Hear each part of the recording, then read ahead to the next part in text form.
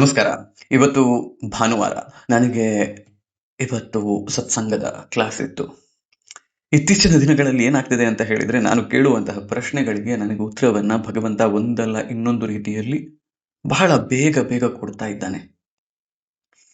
ಮೊನ್ನೆಯಿಂದ ಆಲೋಚನೆಗಳು, ಅಪೂರ್ವ ಯಾವ ಕಾರಣಕ್ಕೆ ಈ ನೋವನ್ನ ಅನುಭವಿಸಿದ್ದು, ನಾವು ಯಾವ ಕಾರಣಕ್ಕೆ ಇಷ್ಟೆಲ್ಲ ನೋವನ್ನ ಅನುಭವಿಸಿದ್ದು ಅಂತ. ಪ್ರಾಯಶಃ ನಿನ್ನೆಯ ವಿಡಿಯೋದಲ್ಲಿ ನಾನು ಕರ್ಮದ ಬಗ್ಗೆ ಪ್ರಸ್ತಾಪ ಮಾಡಿದ್ದೆ. ಐ ಹ್ಯಾಡ್ ಟೋಲ್ಡ್ ಯು, ನಾವು ಅನುಭವಿಸುವಂತಹದ್ದು ನಮ್ಮ ಕರ್ಮಗಳನ್ನೇ ಅಂತ. ಇವತ್ತು ಗುರುಗಳು ಯಾವುದೋ ಕಾರಣಕ್ಕೆ ಅದೇ ವಿಷಯದ ಬಗ್ಗೆ ತುಂಬಾ ವಿಸ್ತೃತವಾಗಿ ಮಾತಾಡಿದ್ರು. ಬಹಳ ಒಳ್ಳೆಯ ಎಕ್ಸ್ಪ್ಲನೇಷನ್ ಅನ್ನ ಅವರು ಇದಕ್ಕೆಲ್ಲದಕ್ಕೂ ಕೊಟ್ರು. ಅವರು ಹೇಳಿದಂತಹ ಒಂದು ಕತೆ ಬೆಂಗಳೂರಿನ ಒಬ್ಬ ಧನಿಕನದ್ದು. ಇದು ಮೊಬೈಲ್ ಫೋನ್ಗಳು, ಲ್ಯಾಂಡ್ಲೈನ್ ಫೋನ್ಗಳು ಕೂಡ ತೀರಾ ಕಾಮನ್ ಆಗಿ ಇರುವುದಕ್ಕಿಂತ ಮುಂಚಿನ ಕತೆ. ಮಲ್ಯ ಹಾಸ್ಪಿಟಲ್ ಅಂತ ಆಗಿತ್ತು. ಈಗದು ಅಪೋಲೋ ಆಸ್ಪತ್ರೆ ಆಗಿದೆ. ಅಲ್ಲಿ ಒಬ್ಬ ಧನಿಕ ತನ್ನ ಮಗನನ್ನ ತಂದು ಆಸ್ಪತ್ರೆಗೆ ಸೇರಿಸ್ತಾನೆ. ಇದಕ್ಕಿಂತ ಮುಂಚೆ ಏನಾಗಿತ್ತು ಅಂತ ಹೇಳೋದನ್ನ ನನಗೆ ಹೇಳ್ತೀನಿ.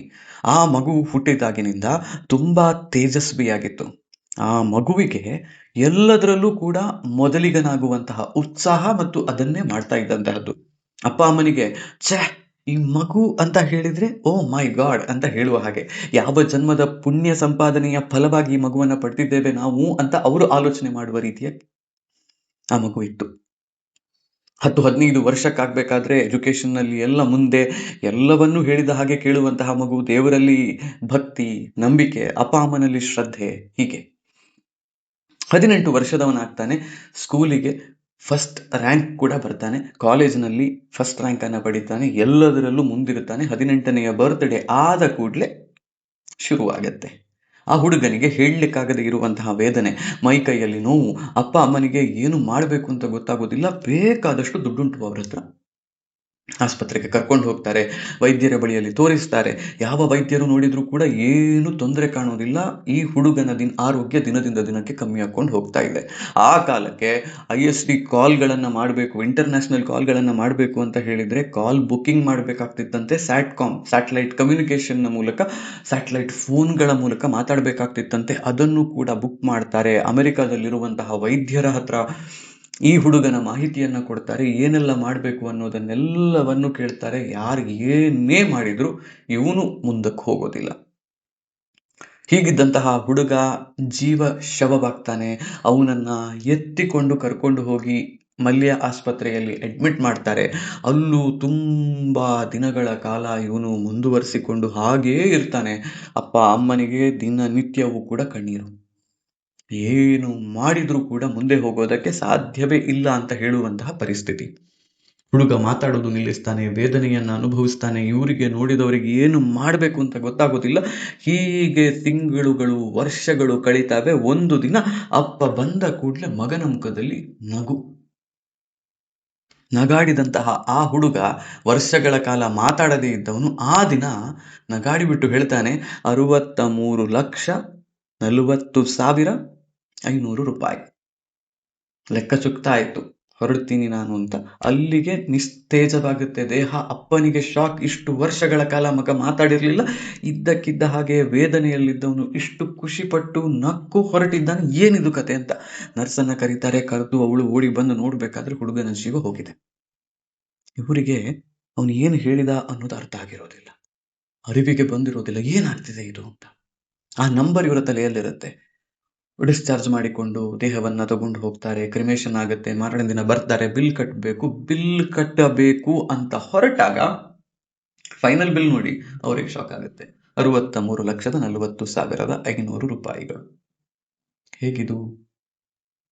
ಮತ್ತೆ ಯಾರ್ಯಾರ ಹತ್ರವೋ ಏನೇನೋ ಕೇಳ್ತಾರಂತೆ, ಪ್ರಯತ್ನ ಪಡ್ತಾರಂತೆ, ಲೆಕ್ಕಚುಕ್ತ ಮಾಡುವಂತಹದ್ದಿತ್ತು. ನೀನ್ ಯಾವುದೋ ಜನ್ಮದಲ್ಲಿ ಮಾಡಿದಂತಹ ತಪ್ಪಿಗೆ ಈಗ ಪ್ರಾಯಶ್ಚಿತ್ತವನ್ನ ಅನುಭವಿಸಿದ್ದು ನೀನು ಅಂತ ಕೇಳೋದಕ್ಕೆ ಎಂತ ಇದೆಲ್ಲ ಅಂತ ಅನ್ಸುತ್ತೆ. ಧೃತರಾಷ್ಟ್ರನದ್ದು ಒಂದು ಕತೆ ಇದೆ.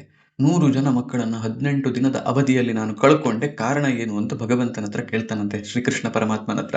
ಅವನು ನೋಡಿ ಪುಣ್ಯಾತ್ಮ, ಅವನಿಗೆ ಎದುರುಗಡೆಗೆ ಉತ್ತರ ಕೊಡೋದಕ್ಕೆ ಶ್ರೀಕೃಷ್ಣ ಪರಮಾತ್ಮ ಇದ್ದಾನೆ. ಪರಮಾತ್ಮ ಹೇಳ್ತಾನಂತೆ, ಧೃತರಾಷ್ಟ್ರ 55 ಜನ್ಮಗಳ ಕಾಲ ಹಿಂದಕ್ಕೆ ಹೋಗು, ನೀನು ಒಂದು ಬೇಡರ ವಂಶದ ರಾಜನಾಗಿದ್ದೆ, ನಿನಗೆ ಒಂದು ಗಿಡುಗನನ್ನ ಹಿಡಿಬೇಕು ಅಂತಿದ್ದು, ಮರವನ್ನ ಹತ್ತಿದೆ, ನೀನ್ ಇನ್ನೇನು ಅದನ್ನ ಹಿಡಿಬೇಕು, ಗಿಡುಗ ಹಾರಿ ಹೋಯ್ತು. ಕೋಪ ಬಂತು ನಿನಗೆ, ಅದರ ಗೂಡಲ್ಲಿ ನೋಡ್ತಿ 5 ಮರಿಗಳಿದ್ವು, ಆ ಮರಿಗಳನ್ನ ಚಾಕುವಿನಿಂದ ಚುಚ್ಚಿ ಚುಚ್ಚಿ ಚುಚ್ಚಿ ಕೊಲ್ತಿ, ನಿನ್ನ ಕೋಪ ಇನ್ನೂ ಕೂಡ ಶಮನ ಆಗೋದಿಲ್ಲ. ಆ ಮರದಲ್ಲಿರುವಂತಹ ಎಲ್ಲ ಹಕ್ಕಿಗಳ ಗೂಡಿನಿಂದ ಮೊಟ್ಟೆಗಳನ್ನ, ಸಣ್ಣ ಮರಿಗಳನ್ನ ಕೆಳಗೆ ಬಿಸಾಡಿ ಕೊಂದು ಹಾಕ್ತಿ. ಹೀಗೆ ಕೊಂದಂತಹದ್ದು 100 ಹಕ್ಕಿಯ ಮೊಟ್ಟೆಗಳನ್ನ, ಮರಿಗಳನ್ನ, ಅದನ್ನ ಈಗ ಲೆಕ್ಕ ಚುಕ್ತ ಮಾಡ್ತಾ ಇದ್ದಿ ಅಂತ ಧೃತರಾಷ್ಟ್ರ ಕೇಳ್ತಾನಂತ. 55 ಜನ್ಮಗಳ ಕಾಲ ಹಾಗಿದ್ರೆ ನಾನು ಏನನ್ನು ಮಾಡಿದ್ದೆ? ಯಾಕೆ ಇಷ್ಟು ವರ್ಷ ಸಂಪಾದನೆ, ಇಷ್ಟು ಜನ್ಮಗಳಲ್ಲಿ ಸಂಪಾದನೆ ಮಾಡಿದಂತಹ ಪುಣ್ಯ ಎಲ್ಲಿಗೆ ಹೋಯ್ತಾಗಿದ್ರೆ? ಪ್ರಶ್ನೆ ಹೌದಲ್ಲ? ಶ್ರೀಕೃಷ್ಣನ ಉತ್ತರ ನೋಡಿ, 100 ಜನ ಗಂಡು ಮಕ್ಕಳನ್ನ ಪಡಿಬೇಕು ಅಂತ ಹೇಳಿದ್ರೆ ಸಣ್ಣ ವಿಷಯ ಅಂತ ಯೋಚನೆ ಮಾಡಿದ್ಯಾ? ಅದಕ್ಕೆ ಬೇಕಾಗಿರುವಂತಹ ಪುಣ್ಯ ಎಷ್ಟು ಅಂತ ಯೋಚನೆ ಮಾಡಿದ್ಯಾ ಅಂತ. ಗಂಡು ಮಕ್ಕಳು, ಹೆಣ್ಣು ಮಕ್ಕಳು, ಅವರ ಸಂಪಾದನೆಗೆ ಬೇರೆ ಬೇರೆ ಪುಣ್ಯ ಬೇಕು ಅಂತ ನಾನು ಒಪ್ಪೋದಿಲ್ಲ, ನಂಬೋದಿಲ್ಲ, ಬೇರೆ ವಿಷಯ ಅದು. ಗಂಡು ಮಗು, ಹೆಣ್ಣು ಮಗು ಎರಡೂ ಕೂಡ ನಮ್ಮದೇ ಮಗು, ಅದನ್ನ ಪಡೆಯೋದಕ್ಕೆ ನಾವು ಅಷ್ಟೇ ಪುಣ್ಯವನ್ನ ಸಂಪಾದನೆ ಮಾಡಿರ್ಬೇಕು ನನ್ಗನ್ಸೋದು. ಆದ್ರೆ ಎನಿವೇಸ್, ಆ ಪುಣ್ಯವನ್ನ ಸಂಪಾದನೆ ಮಾಡೋದಕ್ಕೆ ಎಷ್ಟು ಜನ್ಮ ಎತ್ತಿದ್ದಿ ನೀನು? ಅಷ್ಟು ಜನ್ಮಗಳ ಖರ್ಚು ನೀನು ಮಾಡ್ಬೇಕಾಗಿ ಬಂತು. ಆ ಪುಣ್ಯವನ್ನ ಸಂಪಾದನೆ ಮಾಡಿದ್ರೆ ಈ ಜನ್ಮದಲ್ಲಿ ಆ ಪುಣ್ಯದ ಪ್ರತಿಫಲ, ಪಾಪದ ಪ್ರತಿಫಲ ಎರಡನ್ನೂ ಕೂಡ ಅನುಭವಿಸಿದಿ. ಇಲ್ಲಿಗೆ ಆ ಲೆಕ್ಕ ಚುಕ್ತ ಆಯ್ತು ಅಂತ ಹೇಳ್ತಾನೆ. ನನಗೆ ಈ ಪ್ರಶ್ನೆ ಯಾಕಿಷ್ಟು ಮಹತ್ವದ್ದು ಅಂತ ಅನ್ಸುತ್ತೆ ಗೊತ್ತಾ? ಇದೊಂದೇ ಉತ್ತರ ಕೊಡೋದಕ್ಕೆ ಸಾಧ್ಯ ಇರುವಂತಹದ್ದು ಅಪೂರ್ವಾಳ ವೇದನೆಗೆ. ಆ 134 ದಿನದಲ್ಲಿ ಅವಳು ಹೇಳೋದಕ್ಕಾಗದ, ಕೇಳೋದಕ್ಕಾಗದ, ಅನುಭವಿಸ್ಲಿಕ್ಕಾಗದ, ಅನುಭವಿಸಬಾರದ ಎಲ್ಲಾ ರೀತಿಯ ವೇದನೆಗಳನ್ನು ಅನುಭವಿಸಿಬಿಟ್ಲು. ಶಿ ವಾಸ್ ಒನ್ ಪ್ರೌಡ್ ಸೋಲ್. ಎಷ್ಟು ಪ್ರೌಡ್ ಅಂತ ಹೇಳಿದ್ರೆ, ಅವಳಿಗೆ ತನ್ನ ಬಗ್ಗೆ, ತನ್ನನ್ನ ತಾನು ಟೇಕ್ ಕೇರ್ ಮಾಡುವ ಬಗ್ಗೆ ಇದ್ದಂತಹದ್ದು ಅಷ್ಟು ಶ್ರೀಮಂತ ಮನಸ್ಥಿತಿ.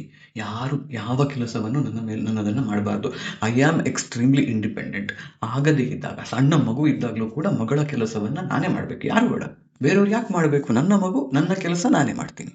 ಅವಳ ಒಂದು ಕೆಲಸವನ್ನ ಬೇರೆಯವರ ಕೈಯಲ್ಲಿ ಮಾಡಿಸಿದವಳಲ್ಲ ಅವಳು. ಹಾಗಿದ್ದಂತಹ ಹುಡುಗಿಗೆ 134 ದಿನ ಪ್ರತಿಯೊಂದನ್ನು ಕೂಡ ಬೇರೆಯವರೇ ಮಾಡ್ಬೇಕಾಗಿ ಬಂತು. ಎಲ್ಲಿಯವರೆಗೆ ಅಂತ ಹೇಳಿದ್ರೆ, ಉಸಿರಾಡುವುದನ್ನೂ ಕೂಡ ಬೇರೊಂದು ಮಷೀನ್ ಇಟ್ಟು ಮಾಡಿಸ್ಬೇಕಾಗಿ ಬಂತು. ಮನುಷ್ಯನ ದೇಹ ಅಂತ ಹೇಳಿದ್ಮೇಲೆ ನಾನು ಇಲ್ಲಿ ಹೇಳಿದ್ದೇನೆ, ಅವಳಿಗೆ ಪೀರಿಯಡ್ಸ್ ಆಗ್ತಿತ್ತು, ಮಲಮೂತ್ರ ವಿಸರ್ಜನೆಗಳು ಕೂಡ ಆಗ್ತವೆ. ಆದಾಗ ಅದನ್ನ ಕ್ಲೀನ್ ಮಾಡೋದಕ್ಕೆ ಇನ್ನೊಬ್ಬ ವ್ಯಕ್ತಿ ಬೇಕು. ಗೌನ್ ಹಾಕಿರ್ತಾರೆ. ಗೌನ್ ಹೇಗಿರುತ್ತೆ ಅಂತ ಹೇಳಿದ್ರೆ, ಇಟ್ ಈಸ್ ಯೂನಿವರ್ಸಲ್ ಸೈಜ್. ಕೆಲವು ದೊಡ್ಡದಿರ್ತವೆ, ಕೆಲವು ಸಣ್ಣದಿರ್ತವೆ.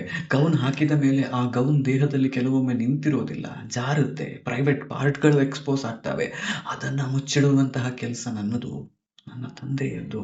ಒಬ್ಬ ಮಾವನಾಗಿ ಅವರು ಇದನ್ನೆಲ್ಲವನ್ನ ಮಾಡಬೇಕಾಗಿ ಬಂತು. ಒಬ್ಬ ಗಂಡನಾಗಿ ನಾನು ಇದನ್ನೆಲ್ಲವನ್ನ ಮಾಡಬೇಕಾಗಿ ಬಂತು. ನಮ್ಮ ಕರ್ಮದಲ್ಲೂ ಯಾವುದೋ ಒಂದು ಫಲವನ್ನೇ ನಾವೀಗ ಪೇ ಮಾಡ್ತಾ ಇರುವಂತಹದ್ದು. ಅವಳು ಎಷ್ಟೋ ಸಮಯ ಕೋಮಾದಲ್ಲಿದ್ದಾಗ ಈ ಯಾವ ನೋವುಗಳ ಪರಿವೆ ಅವಳಿಗೆ ಇದ್ದಿರ್ಲಿಕ್ಕಿಲ್ಲ. ಅದೆಲ್ಲವನ್ನ ಅನುಭವಿಸಿದ್ದು ನಾವು. ನಮ್ಮ ಕರ್ಮವನ್ನ ಬರ್ನ್ ಮಾಡೋದಕ್ಕೆ ನಮಗೊಂದು ಅವಕಾಶ ಕೊಟ್ಟದ್ದು ಅವಳು. ಆ 134 ದಿನದಲ್ಲಿ ಅವಳು ಅನುಭವಿಸಿದಂತಹ ವೇದನೆ, ಅವಳು ಪ್ರಾಯಶಃ ದ ಸೋಲ್ ವಾಸ್ ಔಟ್ ಅಂತೆಲ್ಲ ಹೇಳ್ತಾರಲ್ಲ, ಅವಳಿಗೆ ಆ ನೋವಿನ ಅರಿವು ಆಗಿರ್ಲಿಕ್ಕಿಲ್ಲ ಸ್ವಲ್ಪ ಮಟ್ಟಿಗೆ. ಆದರೆ ಅನುಭವಿಸಿದವರು ನಾವು, ಅವಳ ವೇದನೆಯನ್ನು ನೋಡಿದವರು ನಾವು.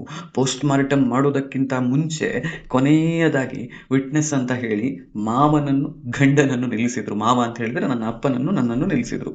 ಇಡೀ ದೇಹದಲ್ಲಿ ಪ್ರೈವೇಟ್ ಪಾರ್ಟ್ ಒಂದಕ್ಕೆ ಒಂದು ಸಣ್ಣ ಗಾಸ್ ಪೀಸ್ ಕವರ್ ಮಾಡಿದ್ದು ಬಿಟ್ರೆ ಬೇರೇನೂ ಇರಲಿಲ್ಲ. ನನ್ನ ಹೆಂಡತಿಯ ನಗ್ನ ದೇಹವನ್ನ ಒಂದು 10-15 ಜನ ನಿಂತ್ಕೊಂಡು ಅಲ್ಲಿ ನೋಡ್ತಿದ್ರು. ಹಾಗೆ ನೋಡಿದವರಿಗೆ ಯಾರಿಗೂ ಕೂಡ ಕಾಮ ಜಾಗೃತವಾಗಿತ್ತು ಅಂತಲ್ಲ, ಎಲ್ಲರ ಮನಸ್ಸಲ್ಲೂ ಇದ್ದದ್ದು ಬೇಜಾರೆ. ಛೆ, ಹೀಗೊಂದು ಆಯ್ತಲ್ಲ ಅಂತ ಹೇಳುವಂತಹದ್ದೇ. ಆ ದೇಹದಲ್ಲಿ ಆಗಿದ್ದಂತಹ ಕೊನೆಯ ಒಂದಿಷ್ಟು ದಿನಗಳ ಜರ್ಜರಿತತೆ ಇದೆಯಲ್ಲ, ಅದನ್ನು ನೋಡಿ ಹೊರಗೆ ಬಂದು ನಾನು ಅಪ್ಪ ಮಾತಾಡಿಕೊಂಡು ಹೇಳಿದ್ದಿಷ್ಟನ್ನೇ, ಆಗಿದ್ದು ಒಳ್ಳೆದಾಯ್ತು, ಸಾವನ್ನಪ್ಪಿದ್ದು ಒಳ್ಳೆದಾಯ್ತು ಇವಳೀಗ ಅಂತ. ಯಾಕಂದ್ರೆ ಅಷ್ಟು ನೋವನ್ನ ಅನುಭವಿಸಿದ್ಲು ಅವಳು. ಎಲ್ಲವೂ ಕರ್ಮವೇ. ಇದಿಷ್ಟೇ ಇವತ್ತಿನ ವಿಡಿಯೋ.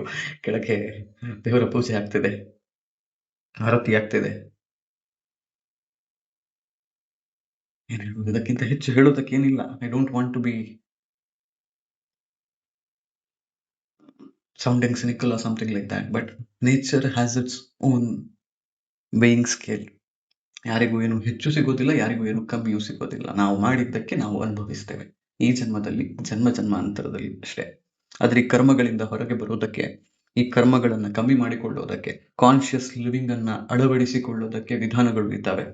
ಇದನ್ನ ನಾನು ಗುರುಗಳ ಹತ್ರ ಕನ್ಸಲ್ಟ್ ಮಾಡಿ ಅವ್ರು ಹೇಳ್ಬೋದು ಅಂತ ಹೇಳಿದ್ರೆ ಹೇಳ್ತೇನೆ.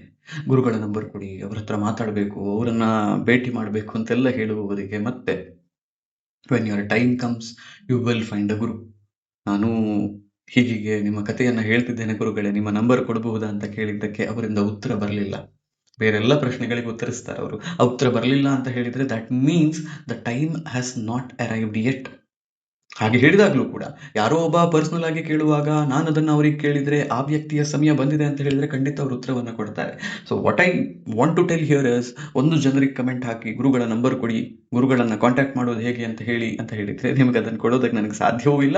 ಅದು ಅವರ ಇಚ್ಛೆಗೂ ಕೂಡ ವಿರುದ್ಧವಾಗಿರುವಂತಹದ್ದು. ಆದ್ರೆ ನಿಮಗೆ ಅವರ ಕಾಂಟ್ಯಾಕ್ಟ್ ಬೇಕು, ಅವರನ್ನ ಮೀಟ್ ಆಗಬೇಕು, ಭೇಟಿ ಆಗಬೇಕು ಅಂತ ಹೇಳುವಂತಹ ತುಡಿತ ತುಂಬಾ ಇದ್ದು ನಿಮ್ಮ ಬದುಕಲ್ಲಿ ಅದು ಬರೆದಿದ್ರೆ, you will figure out a way to contact me, you will figure out a way to convince me, and when I am convinced, if I can convince him, and if he gets convinced, you will get to meet him, you will get to talk to him also. And again, ಕರ್ಮ ಅದನ್ನ burn ಮಾಡುವಂತಹ ಸಮಯ ನಿಮಗೆ ಬಂದಿದ್ರೆ ನಿಮಗೊಬ್ಬ ಗುರು ಸಿಗ್ತಾನೆ, ನಿಮಗೊಂದು ಗುರಿಯೂ ಸಿಗುತ್ತೆ. ಅದನ್ನ ಬರ್ನ್ ಮಾಡುವ ಸಮಯ ಬಂದಿಲ್ಲ ಅಂತ ಹೇಳಿದ್ರೆ this video will not even find you. ಈ ವಿಡಿಯೋ ಇಲ್ಲಿವರೆಗೆ ನಿಮಗೆ ಸಿಕ್ಕಿದೆ ಅಂತ ಹೇಳಿದ್ರೆ ಪ್ರಾಯಶಃ ಇಲ್ಲಿಯವರೆಗೆ ನೀವು ಇದನ್ನು ನೋಡಿದ್ದೀರಿ ಅಂತ ಹೇಳಿದ್ರೆ, see I am not telling that I am someone big. ನನಗೆ ಇದರದ್ದು ABCD ಕೂಡ 1 ವರ್ಷದ ಮುಂಚೆ ಗೊತ್ತಿರಲಿಲ್ಲ. ಇವತ್ತು I am able to understand, I am able to tell people that this is something important in life. ಇವತ್ತು ಈ ವಿಡಿಯೋವನ್ನು ನಾನು ಮಾಡಬೇಕು ಅಂತ ಹೇಳಿದ್ರೆ, ಈ ವಿಡಿಯೋವನ್ನು ನೀವು ಇಲ್ಲಿಯವರೆಗೆ ನೋಡುತ್ತಿದ್ದೀರಿ ಅಂತ ಹೇಳಿದ್ರೆ, ಎಷ್ಟೋ ಜನರಿಗೆ ಇದು ರುಚಿಸೋದೇ ಇಲ್ಲ. They would have skipped, they would have gone off Sunday morning, who would want to listen to this ಅಂತ ಹೋಗಿ ಬಿಟ್ಟಾಗಿರುತ್ತೆ. ನೀವಿಲ್ಲ ಇಲ್ಲಿವರೆಗೆ ಇದ್ದೀರಿ ಅಂತ ಹೇಳಿದ್ರೆ ಅದಕ್ಕೂ ಏನೋ ಒಂದು ಕಾರ್ಯ ಕಾರಣ ಸಂಬಂಧ ಇದೆ. ದೇವರ ಆಟಗಳು ನಮಗೆ ಅರ್ಥ ಆಗೋದಿಲ್ಲ. We do not no.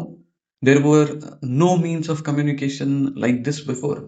ನಾನು ಇಲ್ಲೆಲ್ಲೋ ನನ್ನ ಮನೆಯ ಒಂದು ಮೂಲೆಯಲ್ಲಿ ಕೂತು ಮಾಡುವಂತಹ ವಿಡಿಯೋ ಜಗತ್ತಿನ ಇನ್ಯಾವುದೋ ಮೂಲೆಯಲ್ಲಿ ಕೂತಿರುವಂತಹ ನಿಮಗೆ ಮುಟ್ಟಬೇಕು ಅಂತ ಹೇಳಿದ್ರೆ, ನೀವು ಅದನ್ನ ಸಂಪೂರ್ಣವಾಗಿ ನೋಡಬೇಕು ಅಂತ ಹೇಳಿದ್ರೆ, ಅಂಡ್ ಅದಿಷ್ಟು ಸುಲಭವಾಗಿ ಆಗ್ಬೇಕು ಅಂತ ಹೇಳಿದ್ರೆ, there is a lot that has gone in. Technology ಈ ಲೆವೆಲ್ಗೆ ಡೆವಲಪ್ ಆಗಿರುವಂತಹ ಯುಗದಲ್ಲಿ ನಾವಿದ್ದೇವೆ. ಒಬ್ಬನ ಮಾತನ್ನ ಇನ್ನೊಬ್ಬ ಕೇಳಿಸಿಕೊಳ್ಳೋದು ಇಷ್ಟು ಸುಲಭವಾಗಿರುವಂತಹ ಟೈಮ್ ಫ್ರೇಮ್ ನಲ್ಲಿ ನಾವು ಇವತ್ತಿದ್ದೇವೆ. ಗುರುಗಳ ಹತ್ರ ನಾನಿವತ್ತು ಫಿಸಿಕಲ್ ಆಗಿ ಹೋಗ್ಬೇಕಾದಂತಹ ಅವಶ್ಯಕತೆ ಬರಲಿಲ್ಲ.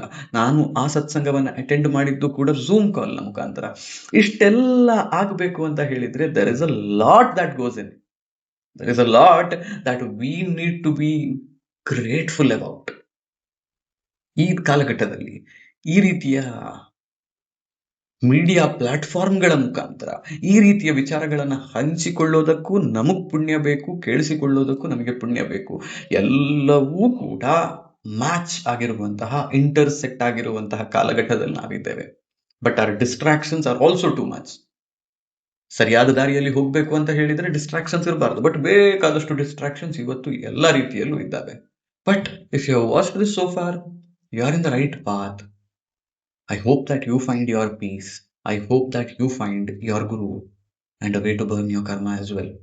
ಹೋಗಿ ಬರ್ತೀನಿ ನಾನು, ನಿಮ್ಮ ಆಶೀಶ್ ಸರಳ್ಕರ್.